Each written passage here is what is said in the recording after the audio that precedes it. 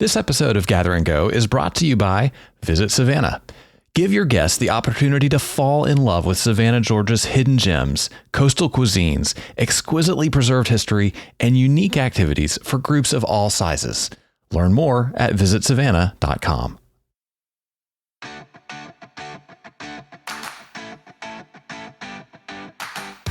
Well, hey there, everybody. Welcome to Gather and Go, the podcast that helps you plan, promote, and lead better trips. I am your host, Brian Jewell, and I am positively giddy that you decided to spend some time with us today. I'm super excited to introduce you to Jaclyn Leibl-Cote. Now, if you don't know Jaclyn, she is the president of Collette. And the subject of our featured conversation today, she is going to tell us all about how her family and her company have found ways to pioneer trends in the travel industry. You are not going to want to miss that conversation. But first, let's get into some travel news you may have missed.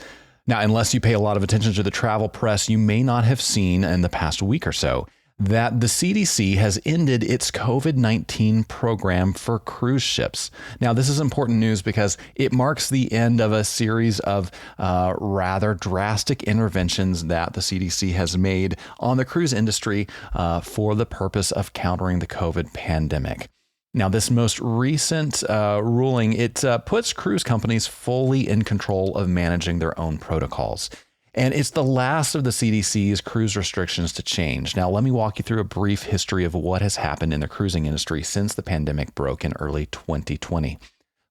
Soon after everything went into lockdown, the CDC issued a no-sail order that lasted for almost a year and a half, and that banned any cruises into or out of ports in the United States, effectively bringing the entire cruise industry to a screeching halt. After that, they issued what was called a conditional sailing order, which laid out a lot of rules and regulations saying, okay, you can sail, you can take people on cruises, but you have to follow these very stringent set of COVID guidelines. Now, after that order expired, the CDC replaced it with the most recent COVID-19 program for cruise ships. That was the official name. That is what it has now officially ended.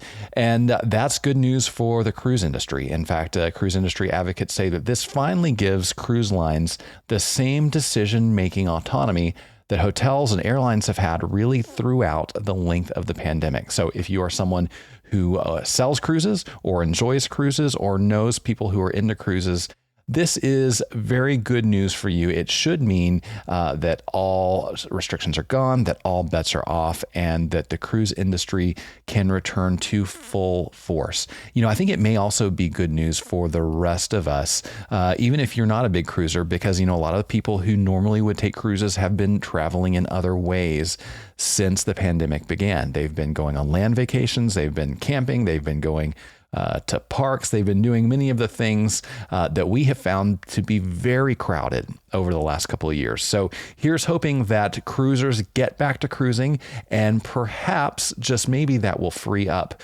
some space, that will free up some staff, that will help bring hotel rates down on land so that the travel industry feels a little bit more normal. We can hope anyway. That is your travel news for the week.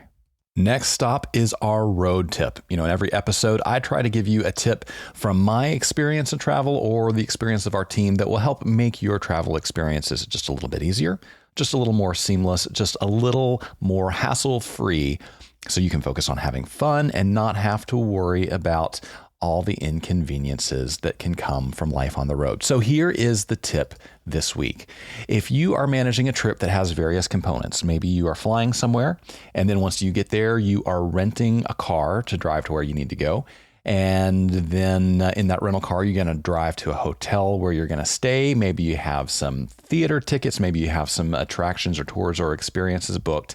It can be a little bit difficult to keep track of all the different reservations you've made, your receipts, knowing when everything departs and arrives and when checkout time is, when things are available. Well, I want to introduce you to a tool that helps make that all easier. This is a tool that I use literally on every trip I take. This is a phone app called TripIt, TripIt. That's the words trip and it. I'll link to that in the show notes. And this is an app that organizes all your travel documents in one place. So how does it work? Well, when you book an airline ticket or a hotel room or a rental car or an attraction or anything else like that, you're going to get a receipt from the company you booked it with. And you forward that receipt to an email address, plans@tripit.com. And Tripit takes all of those receipts and reservation confirmations, anything you send it, and it consolidates all of that into one master itinerary for your trip. That itinerary lives on your smartphone. You can also access it on the website. You can share it with other people who are traveling with you. You can share it with people back home who are watching as you go or who need to know how to contact you. It is the most helpful tool I have ever found for consolidating travel plans. It is free to use at the introductory tier, and there's also a paid tier that offers real-time flight information updates and plenty of other tools. So I highly recommend TripIt to anyone who travels frequently and has complex to moderately complex itineraries. This app is a lifesaver and a time saver, and I wouldn't travel anywhere without it. So there is your road tip for the week. Next up, I want to give you some news from us. You might remember a couple months ago, I mentioned that we have a fam tour opportunity coming up in Louisiana at the beginning of October 1st through 5th. Well, we've had some great applicants so far, but there are still a few seats left on that tour. So if you are a travel planner who is interested in seeing the sights and learning about tourism products and experiences in and around New Orleans, this is a fam you should make time to attend. It is October 1st through 5th. You can learn much more about it and apply to join us on our website at grouptravelleader.com/LA-fam. And I'm going to put that in the show notes to make it easy for you to find. All right, well, we're just about to get into our featured conversation with Jaclyn Leibl-Cote. But before we do, I want to encourage you to hang around to the end of the interview for the Hot Minute segment, because I have some more thoughts to share on the CDC and its impact on travel during the pandemic, and you don't want to miss that. So we will be right back with Jaclyn Leibl-Cote.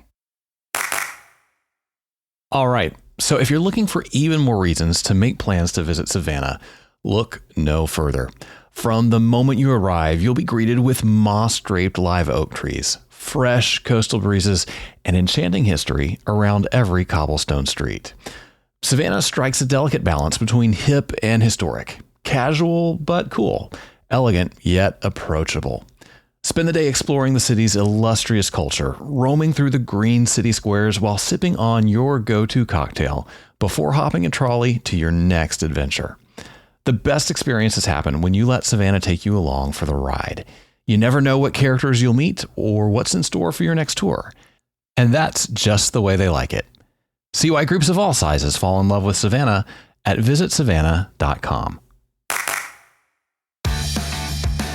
All right, everybody. My guest today is the third generation leader of Collette, one of the world's oldest and largest tour companies. She joined the organization full time in 2005 and worked as a tour manager and a product developer before taking the reins as president and chief brand officer in 2018. Today, she oversees her family business's global operations and customer experience with a focus on innovation and social responsibility. Jaclyn Leibl-Cote, welcome to the podcast. Thanks so much for having me. Great to be here. Yeah, absolutely. So there are a lot of our listeners and a lot of people in travel who are in sort of a family business, but I don't think many of them have the pedigree of family business and travel that you do. So can you take us back 3 generations and tell us how your family got started in a business that would become what we all know as Collette today? Yeah, so back in the 60s, my grandfather had met Jack Collette, who founded it in 1918. That's where the name comes from. And they were both, my grandfather worked on the railroad, and so they were both in travel and transportation. So they had a handshake deal that Jack ever wanted to sell the company, that he would sell it to my grandfather. And in 1962, my grandfather bought it. And it was a small, mom and pop organization really at the time. It was 3 employees at most and just grew it from there. So day trips, Atlantic City used to be our big destination. We'd bring 30,000 people through in a year. And then my dad took over in the 90s and just continued to start taking it over the Rhode Island border and into other areas and continued to develop product nationwide. And then our first tour to Switzerland back in the 80s. Yeah, cool. So when I think about sort of the mid 20th century in tourism, I think of that as the era when many of the things that we take for granted on a tour today were sort of thought up and invented for the first time. So can you give us some insight about what the tourism business looked like, what customers were experiencing in 1968 when your family got involved? Yeah. So, back in the 60s, obviously we didn't have the internet. And so, you really put trust into Collette or any company that you'd be traveling with. And from what you would see throughout the day, it was motor coach touring. It wasn't easy travel. Like today, anyone can jump on an airplane, and it's, but back then it was a luxury. It was really the wealthy and business travel, but you didn't see it. It wasn't the same back then. So you didn't see as much air travel or curiosity to travel every year, somewhere new. You didn't, that kind of feeling wasn't there back in the 60s.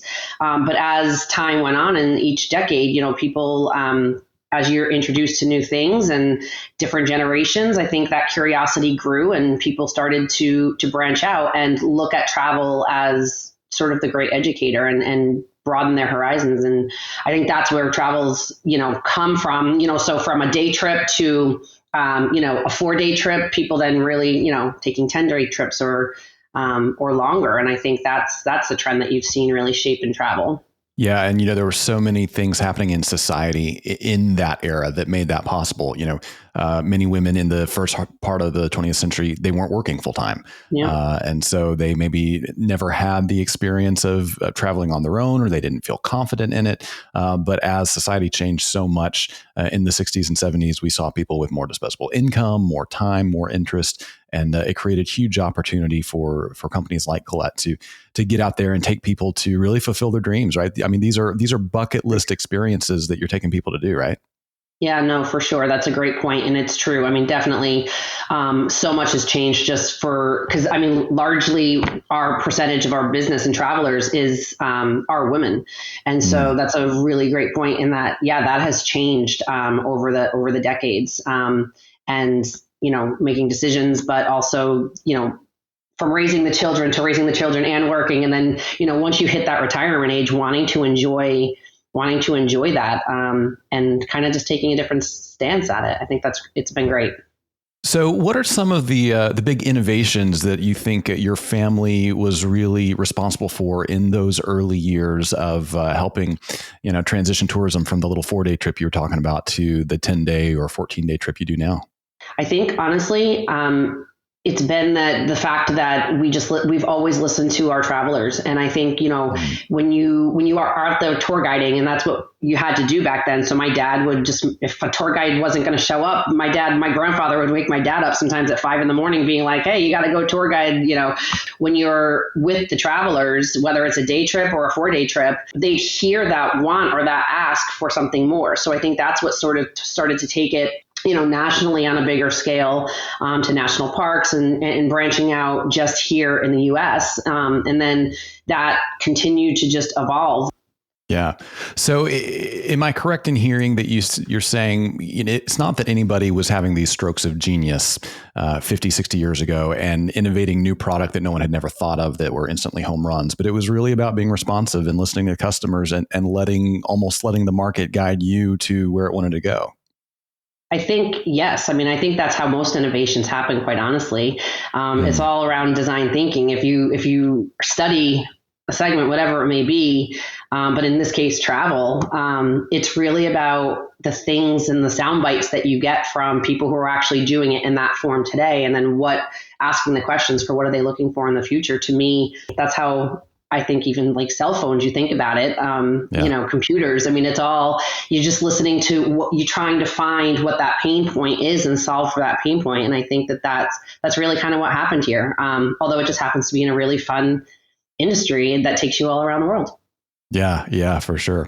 But, going all around the world, especially before it was commonplace, it was not without challenges. It was not without risks. And I would imagine for a growing tour company, the idea of booking a bunch of airline tickets and putting people on a plane to a place where you didn't have instant access to them, it came with a certain amount of risk. So what were some of those risks or the hurdles that had to be overcome in those early years, and how did that play out? I mean, I think it definitely risk. It could be fraud. I mean, it could be different things that you trust in the supplier in which you choose to work with.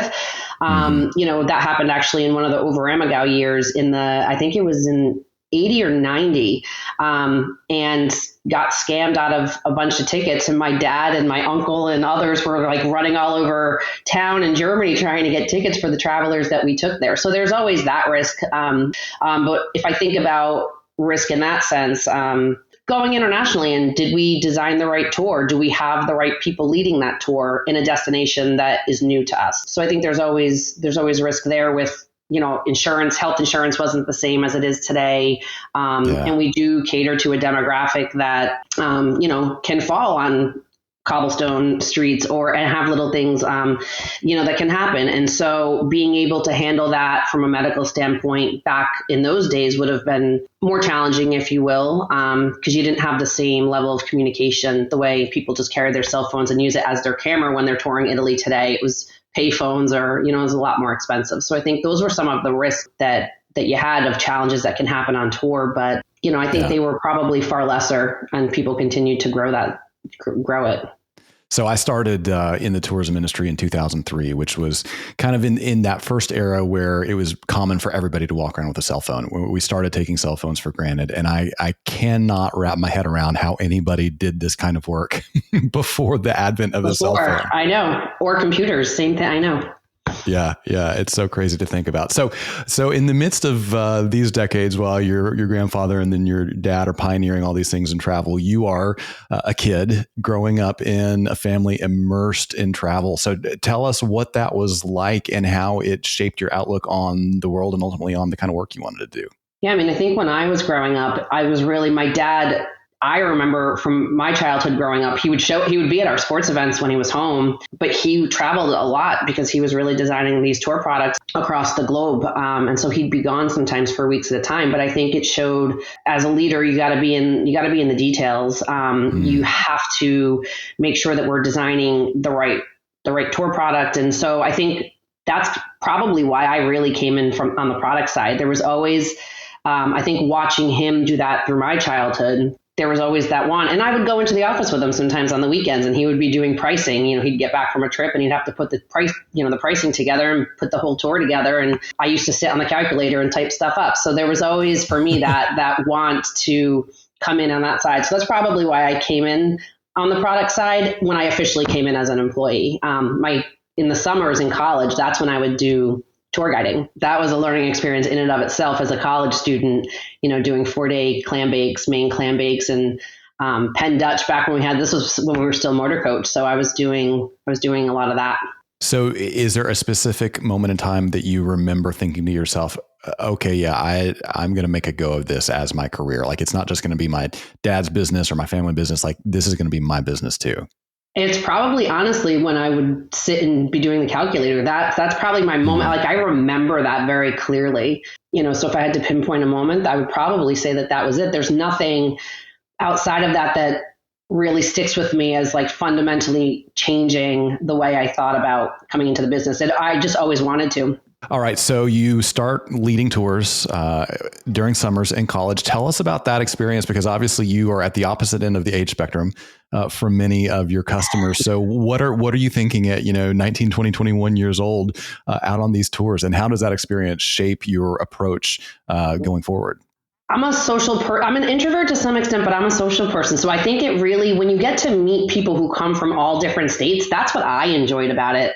Having them, learn about New England or other areas where I come from, but me really learning about them. That for me probably helped shape me be better when I came in to design tour products, having those interactions with who our traveler really is. I did it from a really young age. So I was never shy or looked at our traveler segment as as older. And as I creep closer to it, I definitely can't think that. You and me both, for sure. So, but when you start taking those groups out, all of a sudden, you're not tagging along with dad, because you look at your parents doing their work and they're like, oh, they're responsible. They've got this, they're Superman. And then all of a sudden, all that responsibility is on you. And if somebody gets sick on the tour or falls on that cobblestone street, it's on you. You got to figure it out. And so, tell us about that transition and sort of how you grew professionally from stepping into that level of responsibility. Yeah, I mean, I think back in the days when I was tour guiding, you have to step up, and there is a responsibility that comes with that. Not even just from managing the logistics of the tour if something happens, but making sure that I really studied the history and all of the elements that a tour manager has to do to be really good at guiding and bringing an experience or a destination, the history to life. So I think that for me, it became a work ethic for sure. I think tour guiding is one of the hardest, if not the hardest job that in any organization and any travel company. You're dealing with 40 different personalities, on a departure, with things that can happen in between. So it's really, it creates, you become you learn how to multitask really well. You be on point, be on time. So I think it really, to me, it's a work ethic. It really is. It teaches you that really fast. And if you can't step up to that challenge, it's definitely, from a tour guiding perspective, it's not a right role for you. But I think I took all of that with me in all of my steps throughout, my journey with Collette into my role that I play today as president. And it just, like I said, I listened to the travelers when I would guide. I listened to my team, and I listened to, all of the employees when it comes to different things of how they view the business. So I really like to listen and hear different perspectives to help shape how I need to be thinking about things. So I would say that's probably that I hadn't even really thought about until talking honestly with you right now. But that's a big piece of probably why I lead the way I lead, actually comes from my days tour guiding. That's amazing. Yeah. Leaders are listeners for sure. And if you're not listening at every step along the way, you are missing the key ingredients to great leadership, right? Yeah.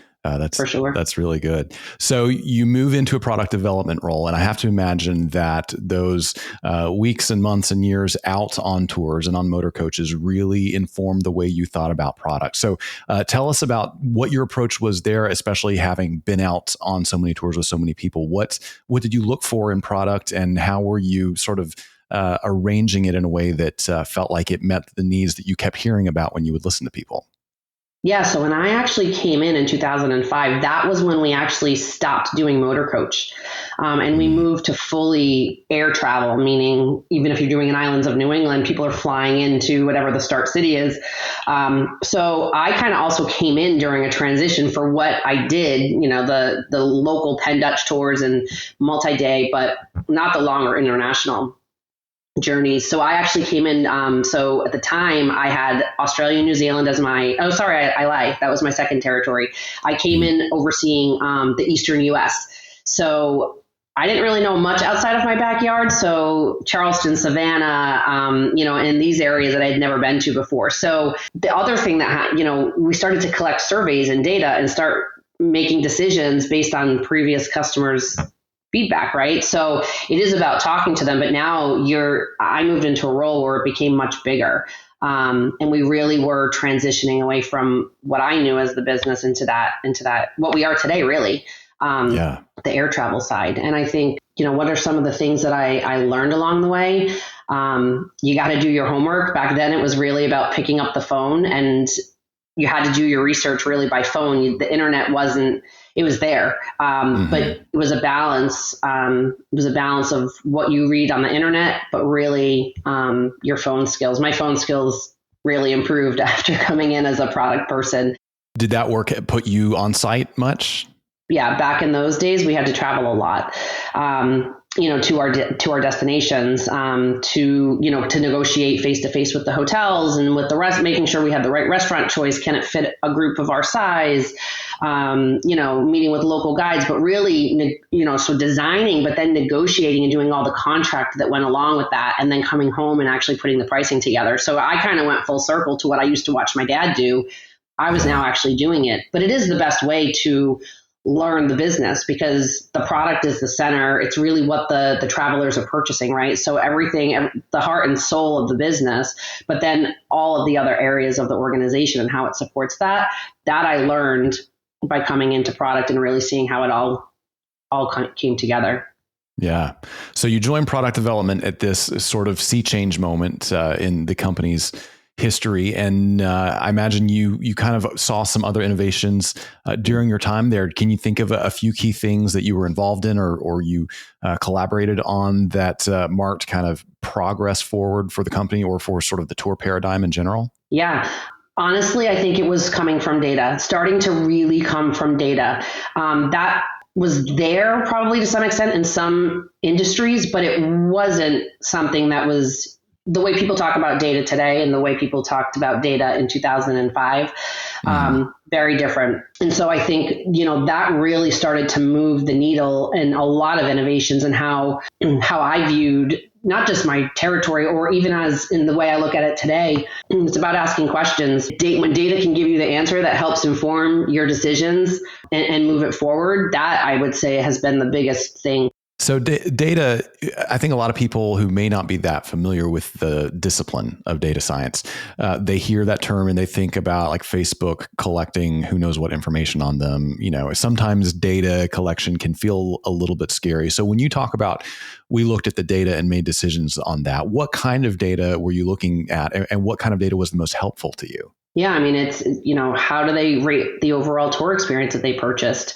And how did they like each hotel? And did they like the optional tours that were offered? And what could have been, done differently? I mean, when people spend money on an experience, and obviously the price point has increased over the years, right?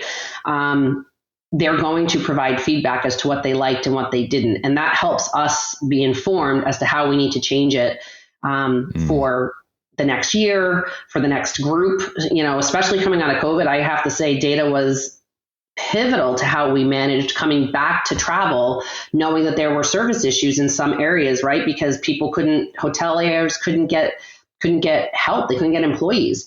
So knowing how to have those right conversations to maintain the service levels that our travelers expect, that's all from data. So definitely not privacy data, but this is how do we make sure that you get the experience that you paid for? And if you didn't like something that we might have thought you would like, then we can change it and we can make moves really quickly. Yeah. So we're really still talking about listening to your customer, just in a little bit more systematic way of doing it. Yes, always. I mean, to me, it's so important because here's the thing. Travelers back in 2005, Facebook, I don't think was around. I don't remember when I joined Facebook, to be honest with you. But, right. Now our travelers are on Facebook. So they change every year, and every generation that becomes a Collette traveler is different. And so you have to listen to adapt. What we've heard over the last couple of years is people think, they want more off the bus time versus on the bus time. And so we've really deconstructed how we do city tours. So people aren't just sitting on a bus getting off for a picture opportunity. Now we're doing walking tours or deconstructed tours where you might get different elements of a city on a different day. So it's not just being about panoramic, but really getting off the coach. So, but that's all, I mean, we could listen to what we think, but we're not doing the tours every day. The people who actually are telling us what they want. And that informs our brand standards for design. So time on the coach definitely has changed, even in my almost 20 years in tourism. Are there some other key things that you think are different today than, say, they were in 2005 in terms of the customer experience? More free time. I think back even when I started, it was more hand-holding. Travelers didn't... They wanted the tour manager around all the time, and they maybe didn't feel as comfortable traveling someplace that was not home and sort of being let free a little bit. A lot of times you'd have a little bit of free time and then you'd see the traveler sitting in the lobby. I think that has changed over the years. I think, many years ago, we started to do Choice on Tour. So not everyone has to do every single thing together. Some people may not want to go to a winery. They may not be wine drinkers. But so now creating choice, people who love wine, they may choose a winery. People who want to go and visit gardens can go and visit gardens. I'm kind of just making it up. But that's the freedom of choice that we've created in the tours over the last few years because people wanted more flexibility. So a lot of times I'll talk to people who are, let's say, group leaders or things like that. And I ask them whether they're doing things like Choice on Tour, and they kind of hem and haw and say, well, we only have one bus driver and I don't know how to put that together. And certainly, Collette has resources and expertise that the group leader doesn't have at their disposal. But, when you put something like that out into your ecosystem, you're working at a scale that's so large that it's not just flipping a switch, right? It's not easy. So how do you make fairly substantial paradigm shifts like that at scale across your operations on 6 or 7 continents and not lose anybody and, nothing fall through the cracks? We definitely try not to lose people. People, but the thing is it's the group leaders, travelers that over the years that have told us that it's all of our travelers. So the feedback is coming from everyone. So I think that's an important point. They want to travel with that group leader because they trust that person or the organization in which they're connected to. So to scale that, you start small. And you build on it from whether it's top tours, travel tours, if you will, and start building it in. It's not to try to get Choice on Tour on 100% of the tours in the following year. It's really, it's testing it, knowing, we've learned over time, you really don't want to do it on the first day or second day of a tour. You want people to be sort of adjusted and comfortable, and then introducing Choice on Tour. It does become, for sure, we learned the logistics when we had rolled this out and really started to scale it for even how we contracted, setting the expectations with the suppliers. You're not going to get 44 people. We're going to let you know what that count is as we get closer to, the service date. So it definitely did change. And we learned along the way. It's not easy, but the logistics you figure out, and you have to get creative, right? There's different modes of transportation.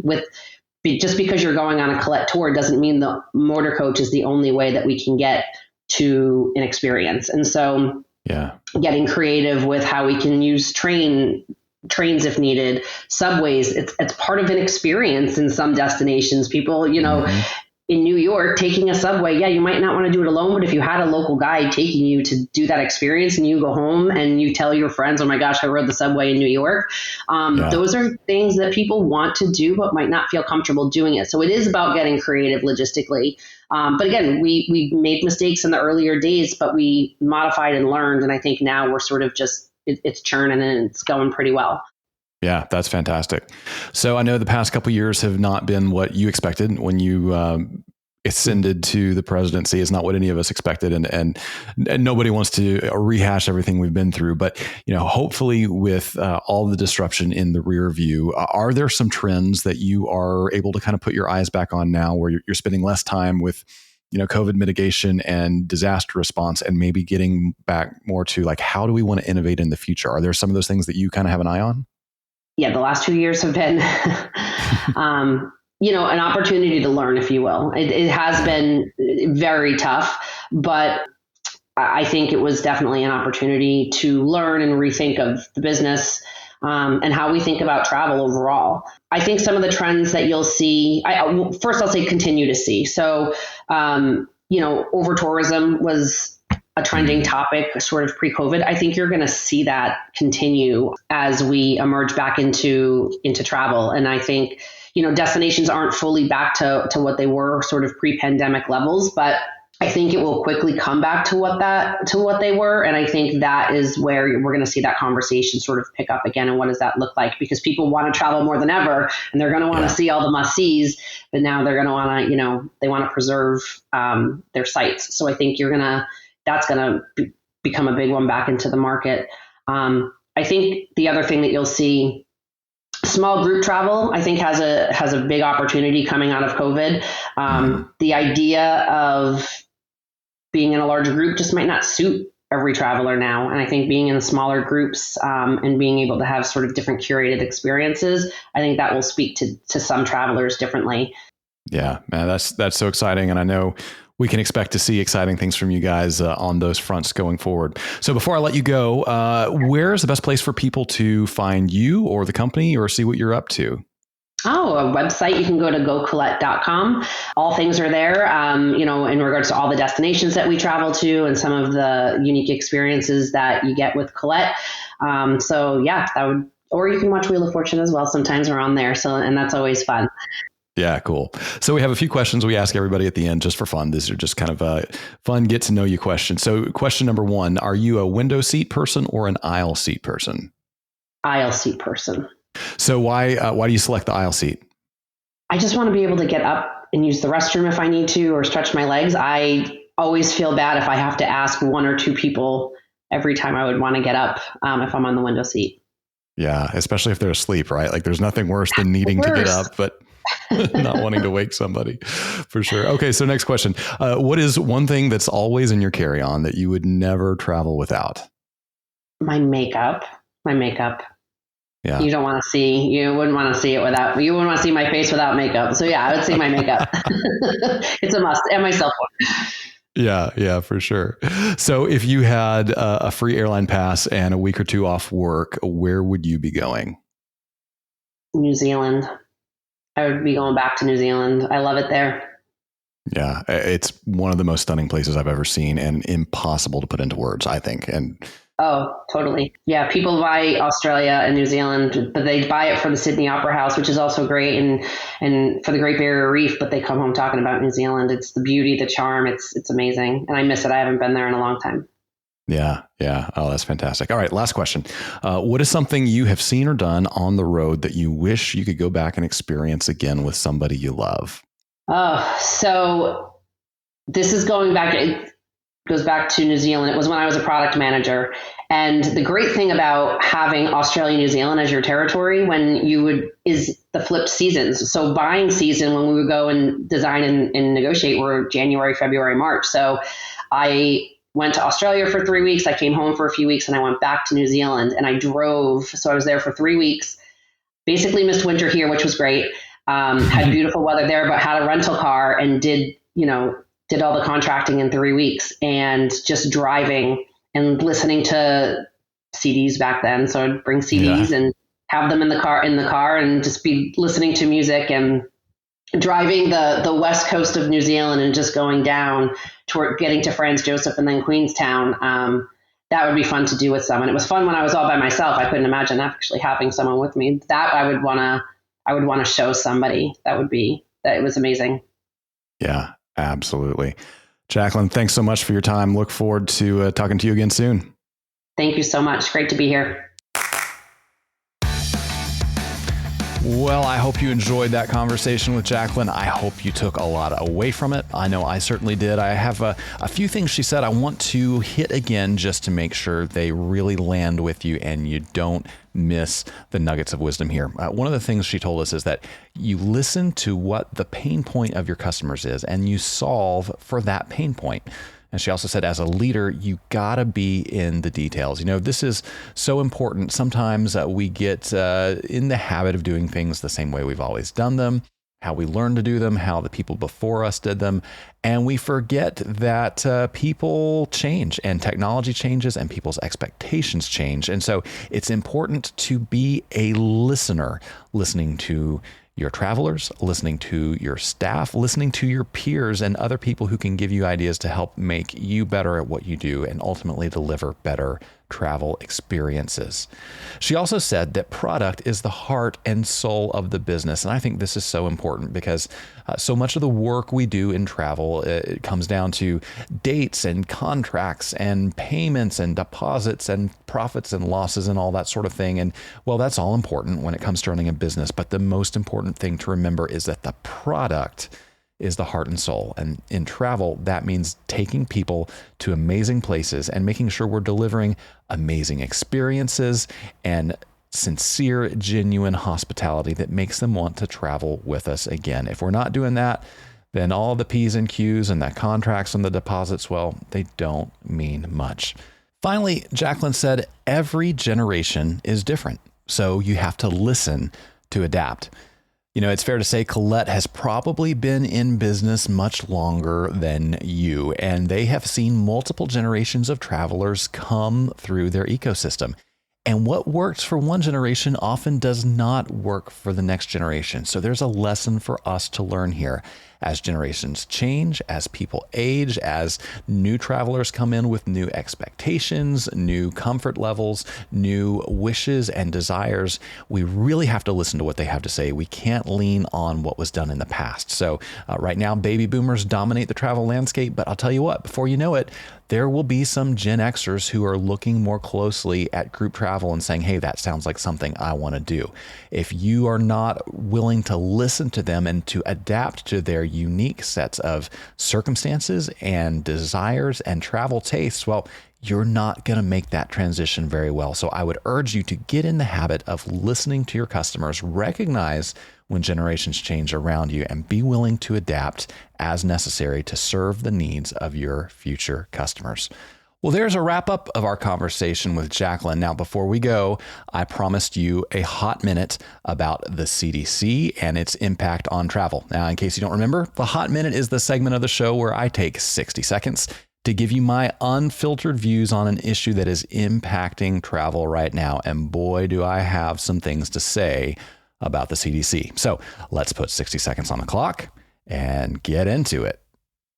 Okay, so I will defend the role and the existence of the CDC in American life. I feel like there is a place for an agency that looks out for our health. But I think it's fair to say that that agency doesn't know what it's doing when it comes to regulating travel. In fact, the courts have recently found that many of the pandemic era regulations that the CDC issued in other spheres of life were illegal, unconstitutional, far exceeding the authority of the agency. Now, I am no legal scholar, and I'm not going to venture a guess on whether the agency has legal authority to issue rules about cruising, but I will say this. The pandemic raged on and on, even as cruise lines were grounded and thousands of people lost their job and millions and billions of dollars in revenue were lost. And that's not okay. So I think it's time that we as an industry stand up and say, hey, canceling travel is no way to preserve public health, and we're not going to let a bureaucracy ruin our industry anymore. Now, that's the way I see it. You don't have to agree with me. In fact, you can disagree, and we will still be friends. Agree, disagree, or have other thoughts, whatever it is, I'd love to hear from you. You can send your thoughts, questions, concerns, rebuttals, anything you got. Send them to me. podcast@grouptravelleader.com. I look at every email that comes into that address, and listen, you never know. Your comments just might be the topic of the next Hot Minute. And hey, while you're in the mood to give us some feedback, would you do me a favor? Go over to your podcast platform of choice and give us a rating and a review, whether that's Apple Podcast or Spotify or Amazon or Google, wherever you listen to Gather and Go. We would love to get that feedback. Those ratings and reviews really help us get the word out about the podcast and about what we are doing to try to help people plan, promote, and lead better trips. Now, we are about done for the day. My thanks once again to Jaclyn Leibl-Cote. On the next episode of Gather and Go, I'm going to bring you a featured conversation with Joe Veneto, who is the grandfather of tourism experiences and has a lot of expertise on creating memorable travel experiences. And he's going to tell us all about how he helps travel planners and destinations all over the country create experiences that are going to resonate with groups. You are not going to want to miss that. Until then, remember this. At the end of the day, we are all on this trip together. So let's make it a good one. See you next time on Gather and Go. Gather and Go is hosted and executive produced by me, Brian Jewell. Our publisher is Mac Lacey. Danya Simmons is our creative director. Ashley Ricks is our circulation manager and graphic designer. Our sales team is Kyle Anderson and Bryce Wilson. To advertise on the podcast, call Kyle or Bryce at 888-253-0455. Gather and Go is a production of the Group Travel Leader. For more information about our magazines, podcasts, and events, visit us online at grouptravelleader.com. This episode of Gather and Go was sponsored by Visit Savannah. Savannah, Georgia's charm can be found in its rich history, tree-lined cobblestone streets, exciting events, and unbeatable dining experiences. Check out visitsavannah.com to see why your next tour should stop in Savannah.